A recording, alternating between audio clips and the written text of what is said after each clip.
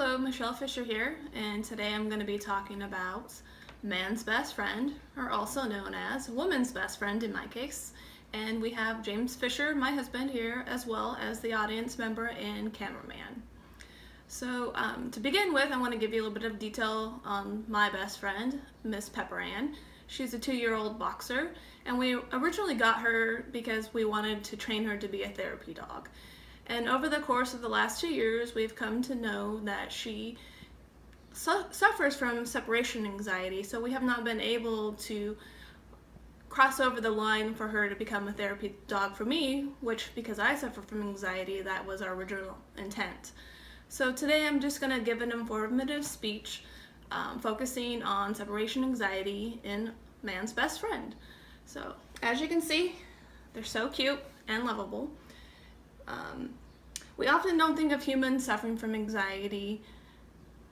We often think, of humans suffering from anxiety, but we don't always think about how our dogs can also be suffering from anxiety. A very common case of anxiety in dogs is separation anxiety. So according to the ASPCA, the main triggers associated with the development of separation anxiety include change of guardian of the family. So say that you're married, your husband is the alpha male for the house, and for some reason you guys get a divorce or he leaves on vacation for a few weeks. The dog can start to suffer from separation anxiety due to that reason. Second thing to talk about would be a change in the schedule. If you're gone for 5 hours a day at work, and then your schedule changes and now you're gone for 7 hours a day, the dog can start to realize the difference in the time and start to experience separation anxiety. A change in the residence, which recently happened to us when we moved, and Pepper felt the change in the new atmosphere, the new smells, and so she has been exhibiting more and more behaviors associated with separation anxiety, and that can be common in other dogs as well. And last is the household membership. So for example, if you have a teenager in the house and 2 years from now they go off and go to college, your dog can start to feel anxiety from that change as well. Here are some signs to look for if you think that your dog might be suffering from separation anxiety. The Humane Society explains that these are some of the behaviors that your dog could be demonstrating. Digging and scratching at the doors and windows. Some of us might just associate that with bad behavior, but that can also be attributed to separation anxiety. Your dog could be trying to get closer to you, trying to figure out where you are, so that would be a form of portraying that behavior. Chewing with destructive results. It's not just chewing on a toy just to chew. This would be described as destroying a sock, destroying a towel, or a shirt. That would be considered that. Howling, barking, and whining. So if you put them in the kennel and they start to howl or they start to bark, that could be a sign that they are just showing signs of separation anxiety. Urination and defecation, and this is for housebroken dogs, not for puppies that are still in training. But if your dog is already housebroken and they start to exhibit new signs of defecating or urinating, that could be signs that they are stressed due to separation anxiety. Again, and this was from the Humane Society.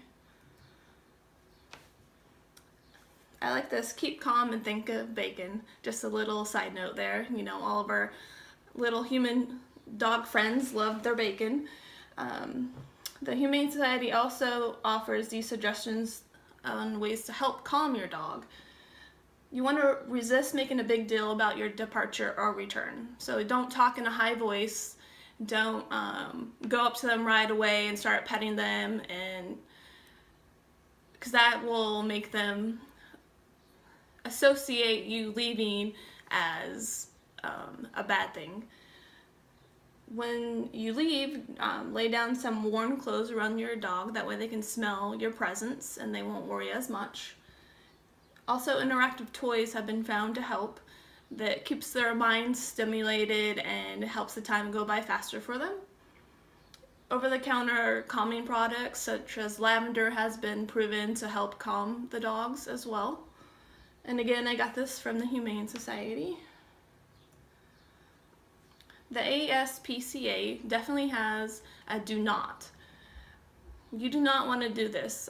So to scold or punish your dog for these bad behaviors associated with separation anxiety will just make your dog feel worse, and they have emotional trauma when you leave, and that is the bad behavior that they're exhibiting. So you don't want to do that. When you punish them and scold them, that would only make them feel worse about the matter. Just some final thoughts. You always want to understand the circumstances that can be triggering separation anxiety for your friends. The dog, of course, that's what I'm talking about still. Just so we're all on the same page. And you want to be able to recognize signs of separation anxiety versus signs of just, a puppy in training or other reasons that could be associated. You want to take steps to eliminate the separation anxiety, so you can work on calming your dog and following the steps that was outlined from the Humane Society. And the most important thing is to remember to be patient with your dog and don't scold them and I guess be mean to them. I don't like to use that word, and I hope that people aren't mean to their dogs, but we want to try to remain calm and remember that they are part of our family, and we could be suffering from anxiety due to a lot of the changes as well. And so we want to make sure that our dogs remain calm by us and our own behaviors as well. So that is all for today. I hope you guys have learned something new, and